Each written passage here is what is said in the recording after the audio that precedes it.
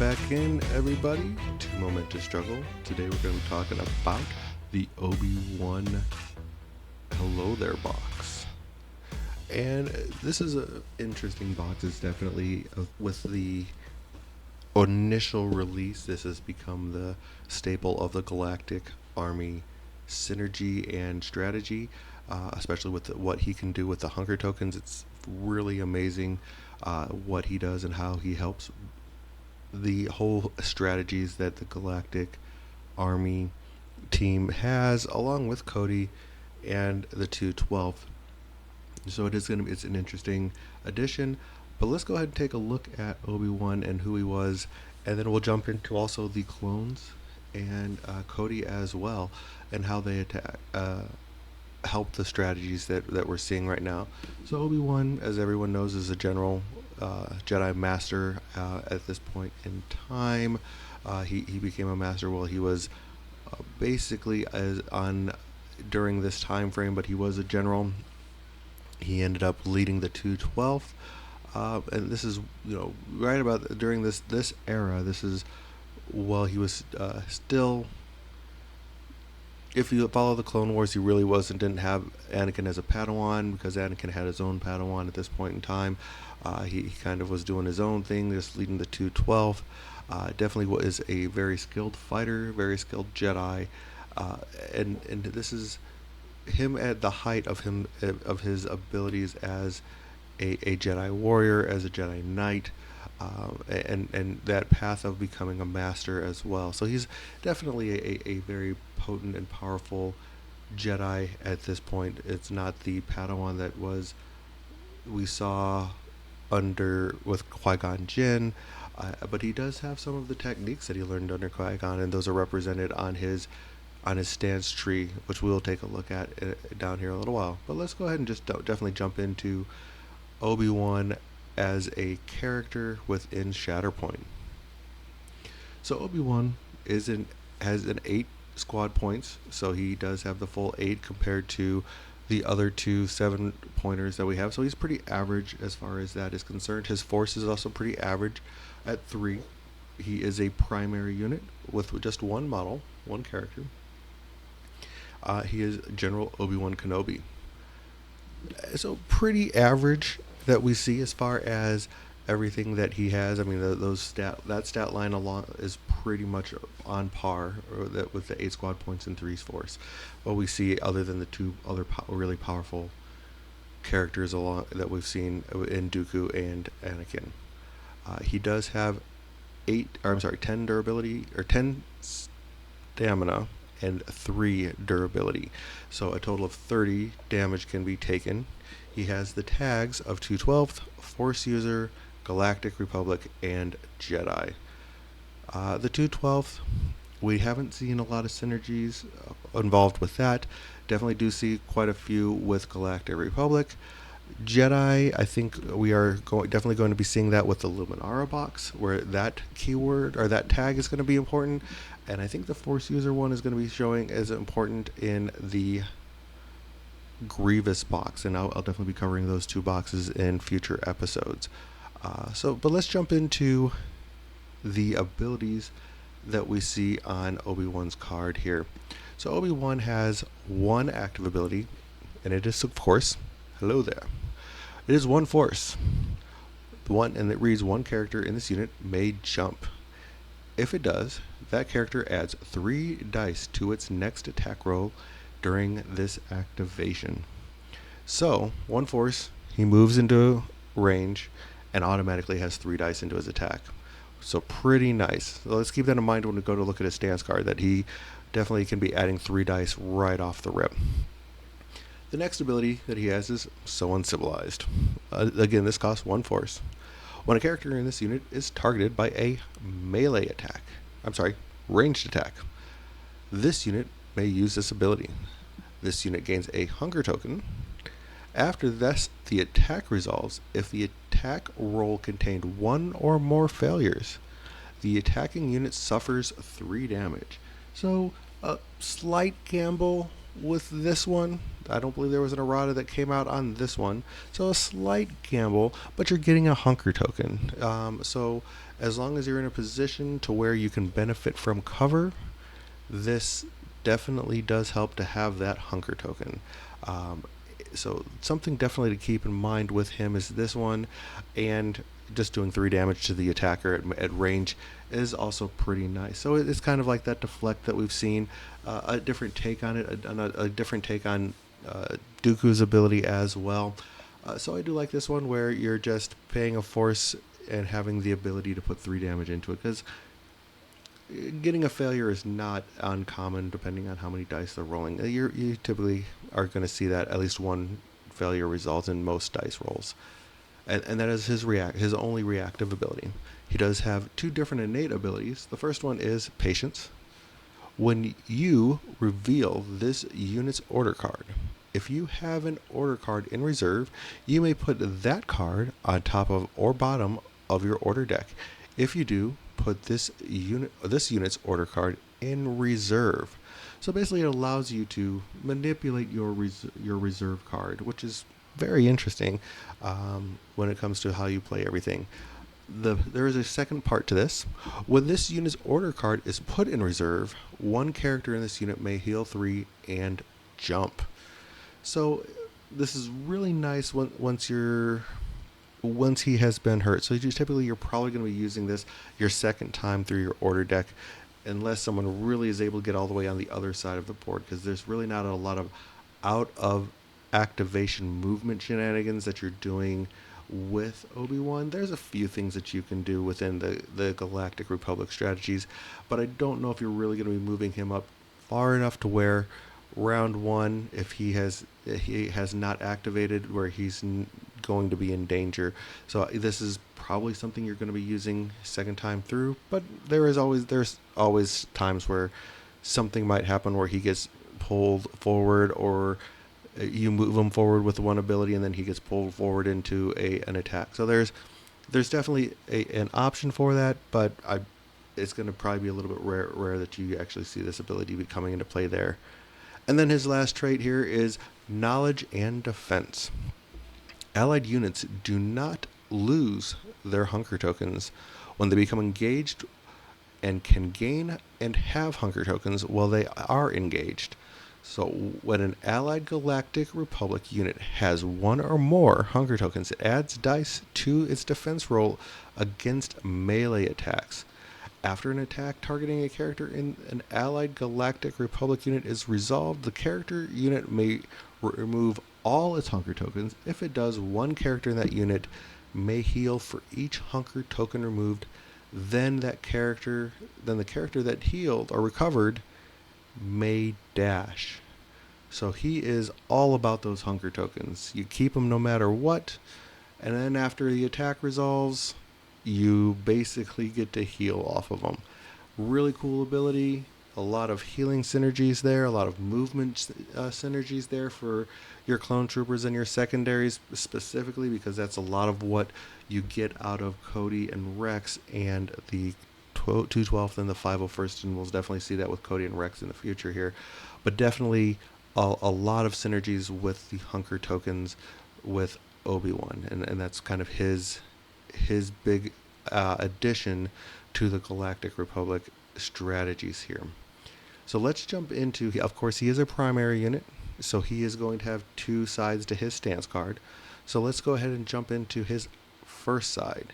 His first side is Form 3 Sarushu.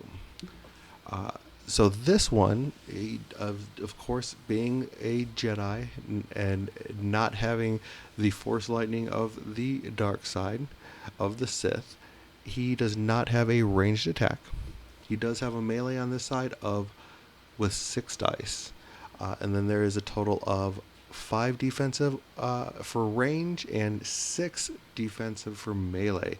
But remember, under his Hello There ability, he can go ahead and add 3 dice to his attack. So there is potential here that it can be an 8 dice attack for on melee on this side for Obi-Wan if you utilize him in that capacity. He does have a very unique tree with his 3 sides to his tree, or three different levels to his tree, I should say. He only goes a total of 4. So anything over 4 successes is kind of a waste, but he can go 4 down his tree here. So looking at going the top route, his first one is automatically going to be a recover and 2 damage. If you go up top, it adds a strain and 2 damage, then 2 more recovers, and then the last is going to be 2 damage and a jump. So basically you would be healing 3, doing 6 damage, jumping and putting a strain on the enemy unit that you're attacking. If you go the middle route, you would heal, do 2 damage on your first one again. You would pin and do 2 damage. Third one, you are going to do 3 recoveries. So 3 either removing damage or removing special conditions. And then 2, or the last one is going to be 2 damage and a shove. So a lot of healing again on this side here, with a total of 4 different heal type of actions that you can do with, and again that's to you or counterparts or people within your strike team that can benefit from that as well. And then at the bottom, you're looking at, again, going with that 2 damage and a recover, 2 damage and a pin, 2 damage and a disarm, and 1 damage and a reposition. So a total of 7 damage on this one, with adding two different conditions here, and a little bit of movement. So not as much healing. So if you want to dish out those conditions, along with moving him into a different position, this might be the way to go. So he also does have 2 different things that he can do on his expertise start. There is no melee, as we have already discussed, but he does have his lightsabers. So 1 to 2 is a critical, 3 is going to be 2 criticals on that expertise start, and 4 plus is 3 criticals. So he just gets crits. That's all he does. He just gets crits no matter what. And that's kind of a nice thing with him, because, of course, unless you have someone that reduces those crits to block or to regular successes or to failures, those are just automatically going through. So if you're looking at attacking basically any secondary or supporting unit in the game, these are just automatic moving down the stance tree or the combat tree. On his defensive expertise start, 1 to 2 is 2 blocks, which is amazing. And then 3 plus is 2 blocks again and a jump. So a little bit of more movement out of the general, but he's automatically going to get 2 blocks just off of 1, no matter what, off of 1 expertise. So pretty solid there. He doesn't have any reductions like some of the other primaries that we've seen. So he is... If someone is attacking him and they get crits, they're just coming through. There's no way to stop that on this side. And let's go look at his other side of his stance card. And that is his Form 4 Aturu. And here again, no melee. No range. He does have a 7 dice attack on this side and 6 across the boards on his defensive dice. So a little more punchy on this side, a little less healing. So this is probably the side that you're going to be starting on. At least this would be the side that I typically would be starting Obi-Wan on, simply because better defensive dice, better attack dice, and as we'll see here on the expertise chart, there's a little more shenanigans that you can do on that. And again, his tree's a little funny here as far as how it moves. So let's go the top route, and then there's 2 different bottom routes that we can go. So it's a pretty unique. So it automatically starts out with the shove and 2 damage. If you go up, it's a 1 flat damage. Then again down to 1 damage and a shove at the 3rd position. 4th position is a pin and a damage, and then another shove and 2 damage to finish out that top path. So you're looking at a total of 7 damage that you've been doing with 3 shoves and a pin. So a lot of movement going that top route. If you go, let's say the middle route, basically you are going to start with that 2 damage and a shove. Then you go to disarm and a damage, and then a expose and 2 damage. And then you got a shove and a damage, a pin and a damage, and then finishing up with a shove and 2 damage. So this one's pretty interesting, where you get 3 shoves if you go all the way down the track, along with 3 conditions, and a total of 9 damage.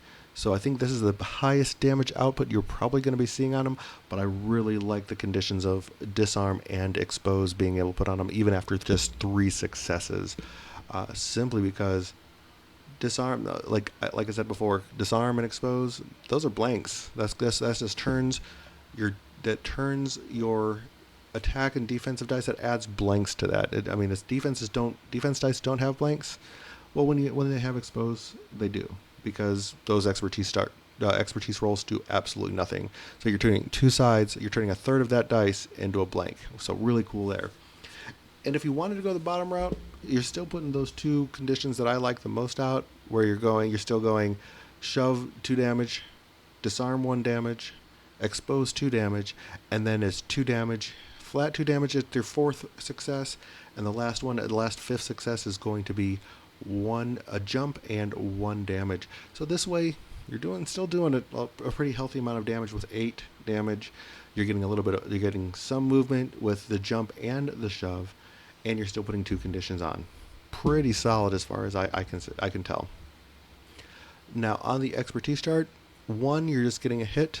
2 to 3, you do get that critical and a hit, and then 4+, you get 2 criticals and 2 hits. So I don't see, in most cases, dice being dice, you're not going to get more than 4, but dice do dice things, as we all know from playing different games like this in MCP. Dice are going to do dice things. On the expertise for the defensive side, 1 to 2, you're getting a block, and you're reducing a critical to a failure. That is, again, what I was talking about with the other side, where it just reduces things. This is a nice ability, especially just 1 expertise is all you need to redo that. If you get 3+, you just add an extra block into there, but that reduction from a crit to a just straight failure is amazing. So I really do like this side of his stance card. But if he's hurting and you need to heal him up, so you're keeping him in the game and being able to utilize his abilities without that additional force, definitely the other side of his card, is Form 3, is really a good way to go. But I would automatically start on this side of his card. So let's go ahead and take a look at who comes along with General Kenobi in his Hello There box.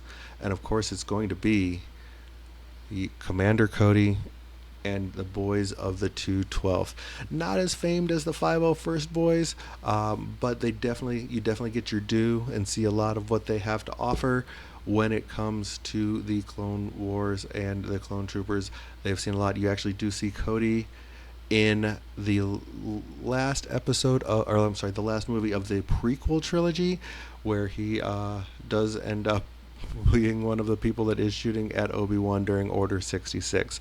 So you do see that he actually does fall victim to Order 66. He does not find his way through that like Rex does, but we do see, of course, Commander Cody and the 212 in that final movie. But there is plenty of Commander Cody and the 212 that we also do see in the Clone Wars series. And there's a lot of missions that we see. Sometimes we see with just Cody himself, when they're with Rex, and some of the cool missions that the two of them go on by themselves. There's times with the Bad Batch and other different instances that they go on at missions themselves. So definitely a very iconic character within the prequel era. So very exciting to see him, and exciting to see like a lot of the 212s getting their due here. But let's take a look at how Cody, and what he gives us on the table, and how he's going to provide us some fun and exciting things to do. So Cody is a secondary unit. He is CC 2224 Clone Commander Cody. He is a secondary unit and 1 character. He offers no force, and he costs 4 points. And to utilize him as part of this, to have him in your squad. So Cody comes with 9 durability and 2 stamina. So a total of 18 damage he can be taking before he is ultimately removed from the board. He does have one ability that just kicks in right when you reveal him. That is, we've got a big problem. At the start of this unit's activation, choose an enemy character within range 5 that is contesting an active objective. That character gains expose. Pretty awesome that he basically takes their defensive expertise right out of the game at range 5, so that is a very, very healthy distance. So automatically just makes it to where that character that's contesting an active objective just loses all of their expertise on their defensive roles. So they're pretty awesome. Pretty awesome. Then he shares the same ability as most of the clones, which is defensive maneuver. So every clone trooper that we have seen, the supporting units that we've seen so far, has this ability. It's the defensive maneuver. Each character in this unit for one force may dash. If any character dashes, this unit gains a hunker token. So again, just one force movement and gains a hunker. He has 2 innate abilities. First one being Say Goodnight Clanker. Characters in this unit have Sharpshooter 2. When a character in this unit makes a ranged attack, the target character does not benefit from cover. So he adds 2 dice when he does. So cover basically wants you to utilize the focus ability. So if you focus to shoot, you're going to add 1 dice, and if you have Sharpshooter 2, you add an additional 2 dice to your attack. So once he makes a focus action, Cody's adding 3 dice to his attack, and the person he's attacking doesn't benefit from cover if they have it. So pretty amazing ability here. So just keep that in mind, that at range, Cody's adding 3 dice to his attack in most cases if you're utilizing him to his fullest potential. The last one is Bring It Down. When an allied clone trooper supporting character within range 4 has 1 or more hunker tokens, makes a range attack as part of its combat action, it may reroll up to 2 of its failure results. So, couple of things to keep in mind with this ability. You want to make sure they have hunker tokens. You already want to do that because of, as we've seen with General Kenobi, hunker tokens are important. You can heal with those. So big thing here that you want to do. You want to make sure you're within range 4 of Cody, and then you're allowed to reroll your failures. So really nice here. And rolling failures and not having failures can be important, especially if you're targeting someone like Dooku, where Dooku can basically do damage to you if you have a failure. Or Asajj, because Asajj can sit there and cause you to take damage for rolling failures. So there are some characters that if you have a failure in your roll, can end up hurting your character. So this is a way to add a little bit of durability to those units there, and what they can do and keep them from taking a little that chip damage that we see out of activation that sometimes can happen. So he definitely is a way to do that, but again, need to make sure that you're keeping him in range of all of those supporting troopers there, all of those, the 212, the 501st, and in an upcoming release, we do know that we're going to get the Clone Commandos in the Luminara box as well, the Plan and Preparation box. So if you plan to run those guys instead, again, you want to keep, and you're running Cody, you want to keep Cody within an acceptable range. So let's go ahead and look at our boy Cody's stance card and what that has to offer for us as far as what kind of damage output he's doing and what kind of defenses he has. So Cody has a range 5 attack with 6 dice, and his melee is also 6, and then he has across the board 4s with defense for ranged and melee. But keep in mind that Sharpshooter 2, that's looking like 9 dice if you're taking advantage of the focus action into the Sharpshooter. So really you want to keep him back so he's kind of, because all of his abilities that he has are range 5 and range 4, so there's a really decent range. You don't have to get him up into melee range. You can keep him back kind of almost on a gun line type of a situation, shooting from the back, because range 5 is far, and especially with that Sharpshooter and not benefiting from cover, it doesn't matter that if you keep him back, because as long as you have line of sight, he's going to be hurting people. They're not going to be benefiting from cover. But let's take a look at his tree. His tree's pretty straightforward. It's just two options. The first two are the same, and then there's a split. So what we're looking at is he has a two die, or first spot does 2 damage. Second is a pin and 1 damage. And then if we go up top, you get a shove and a damage, a shove and 2 damage, and then he gets to use his active ability. So we're looking here, you're looking at a total of 6 damage, a pin, and 2 shoves. So a little bit of displacement, and then you get to do that active ability. Again, he only has one active ability, that is that defensive maneuvers, but you get to do that, and you get to do it for free. So that is something to keep in mind, is if you have a good roll and you get all the way down that, you don't have to do it. You remember, you can only use the abilities once per turn, but this allows you to use it for free without paying the force. So if you're at that point, so you might be wanting to look at saving that in some situations, but it's really up to you and what the situation dictates, whether you want to do that before or after, because you may need to do that defensive maneuver to get him into range to do an attack, to do if he's like one of your first activations or an early activation. So looking at the bottom, though, you aren't going to have that active ability, but you're going to dish out a little bit more damage. So you're looking at, the 2 damage, the 1 damage with the pin, and then it goes 1 straight damage, 1 damage with a strain, 2 damage, and 1 damage again. So this route, you're looking at a total of 8 damage and 2 conditions that you'll be putting on.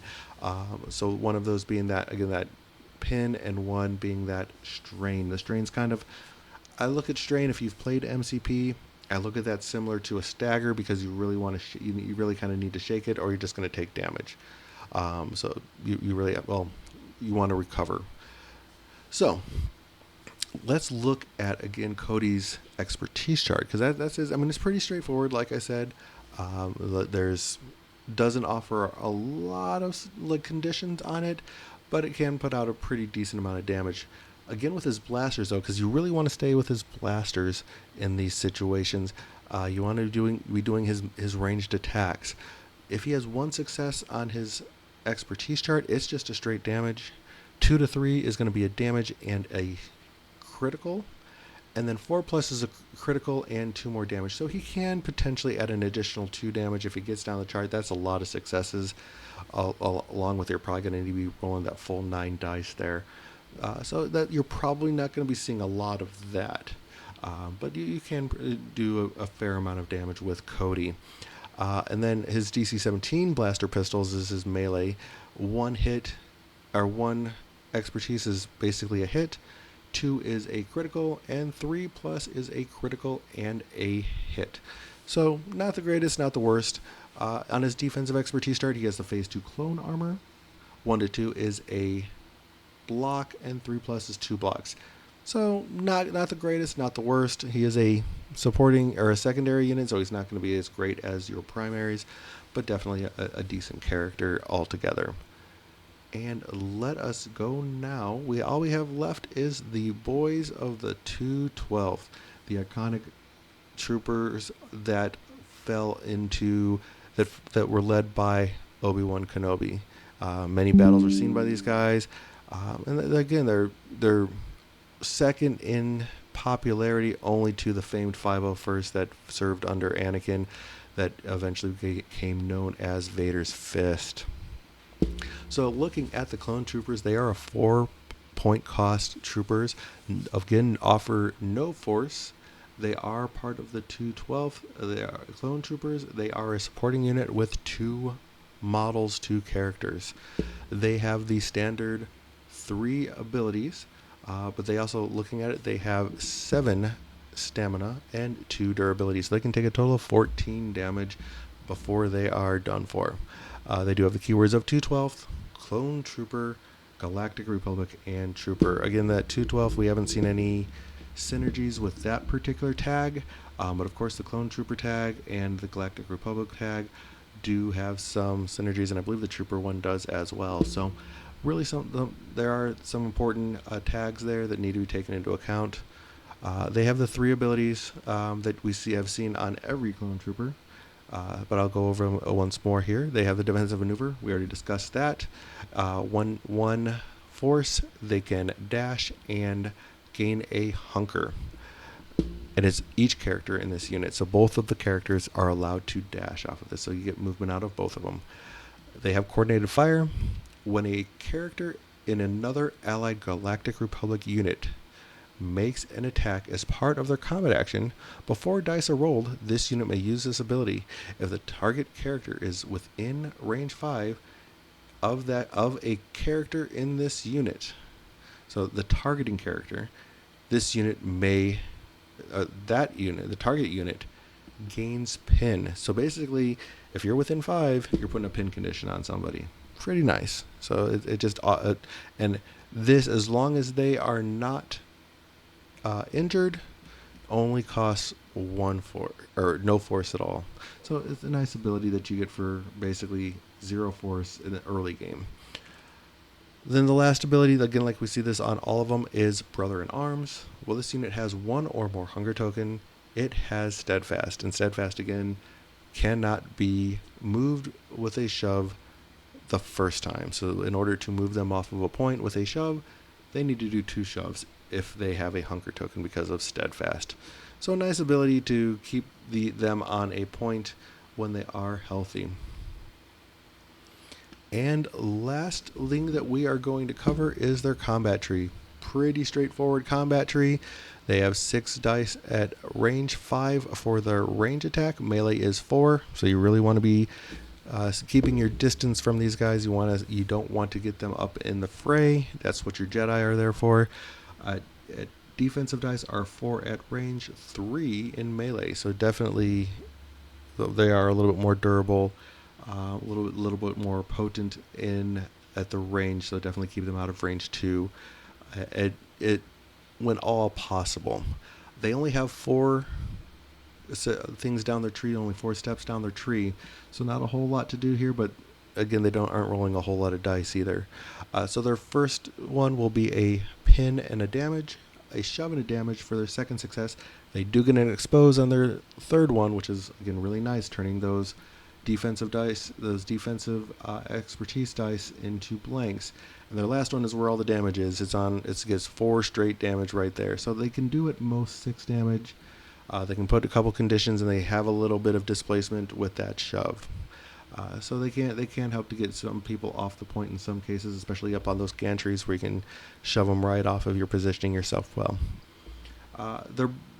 Their expertise chart is pretty lackluster, especially at the melee range. I mean, I'll just address that now. 1+, no matter how many expertise you get in melee, it's just 1 hit, and that can be blocked. So it's not that great.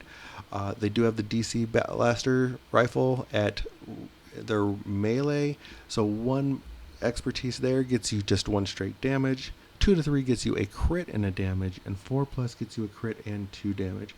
So again, this kind of emphasizes here why you really want to stay in that range attack range and don't want to get engaged in melee, because it's just not going to be the best for you. They again also have that phase 2 clone armor. 1 to 2 gives you a block. 3+ gives you 2 blocks. And that kind of wraps up all of our boys here that we've seen in the Hello There box. Definitely an interesting box. As at a time of this recording, there's only 2 real solid Galactic Republic squads. So they're seeing all the play right now. In about a week and a half from the time of this recording is when we are going to see the Luminara plan and preparation box come out. And we'll see how that kind of shakes up this Galactic Republic strike force, and if it changes the synergies, because she adds some pretty dynamic stuff to it. I do discuss that on my podcast. I will go ahead and link the podcast in the chat below. I will be doing a box review of that coming up probably within the next week as well, so that you can kind of get yourself ready for that release that's coming up, since there's going to be the Luminara box coming out on July, as well as the Inquisitor box and the Duels box with Vader and Obi-Wan, and we'll talk a little bit about that box as well, because there's some people that feel a little sort of ways about that box and things along those lines. So we'll definitely have a conversation about that box as well. But as always, I do want to thank all of you for tuning in. Go ahead, like, subscribe, leave a comment, tell me what you think, tell me what I can do to improve, or how much, if you liked it, like what I did right, what I did wrong. I'm open. I always open for constructive criticism on anything that I do. So again, thank you very much for watching, and have a great day. May the force be with you.